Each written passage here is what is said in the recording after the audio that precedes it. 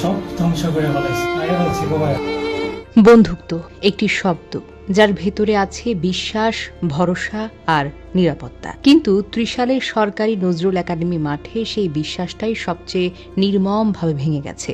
কারণ একজন বন্ধু তার বাল্য বন্ধুকে হত্যা করেছে। আপনি ঠিকই শুনেছেন, বন্ধুর হাতে বন্ধুর মৃত্যু। মাত্র ২২ বছরের তরুণ মুনতাসির ফাহিম হত্যাকারী হিসেবে অভিযুক্ত তারই ঘনিষ্ঠ বন্ধু ওহিদুল ইসলাম। যে বন্ধুত্ব শুরু হয়েছিল স্কুল জীবনে, ক্লাস 6 থেকেই। একসঙ্গে বড় হওয়া, একসঙ্গে খেলাধুলা, ক্লাস, বন্ধুদের আড্ডা, সবাই জানত ফাহিম আর ওহিদুল একই ছায়া। মানুষ কখনো কখনো এমনভাবে বদলে যায় যা অনুভব করা যায় না, যা বোঝা যায় না। অন্তরের ক্ষোভ কতটা ভয়ঙ্কর হতে পারে তার উদাহরণ যেন এই ঘটনা।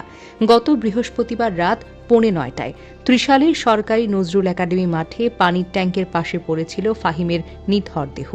পিয়ে নির্মমভাবে হত্যা করা হয়েছে তাকে।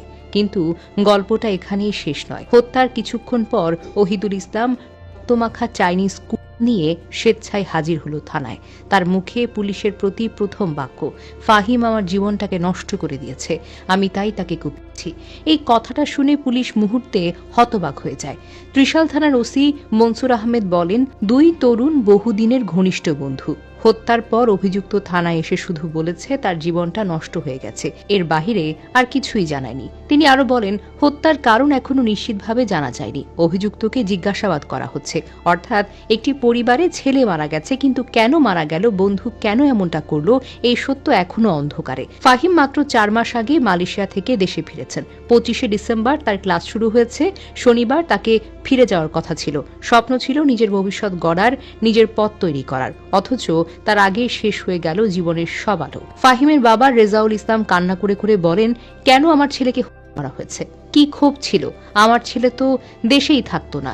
এমন নির্মমভাবে হত্যা করার কারণটা কি? একজন বাবার মুখে এমন প্রশ্ন, এটা শুধুই কষ্ট নয়, এটা যে কোনো পিতার হৃদয় ছিন্ন ভিন্ন করার মতো আর্তনাদ। বন্ধুত্ব সবাই মুখে বলে, কিন্তু সবাই কি তার মর্যাদা রাখে? হাসিমাখা মুখের আড়ালে থাকে অজানা অনেক ক্ষত, অজানা অনেক ঝড়। কারো মনে যদি জমতে থাকে অন্ধকার, বন্ধুত্ব সেদিন বিপদে পরিণত হবে। আজকের এই ঘটনা আমাদেরকে শিখায়, সবাই বন্ধু হতে পারে না, সবাই বন্ধুত্ব বোঝেও না। বন্ধুত্ব মানে শুধু ছবি তুলে পোস্ট করা নয়। বন্ধুত্ব মানে সত্যিকারের ভালোবাসা, দায়িত্ব, সম্মান আর বিশ্বাস। আর বিশ্বাস ভাঙলে শুধু সম্পর্ক নয়, জীবনটাও শেষ হয়ে যেতে পারে।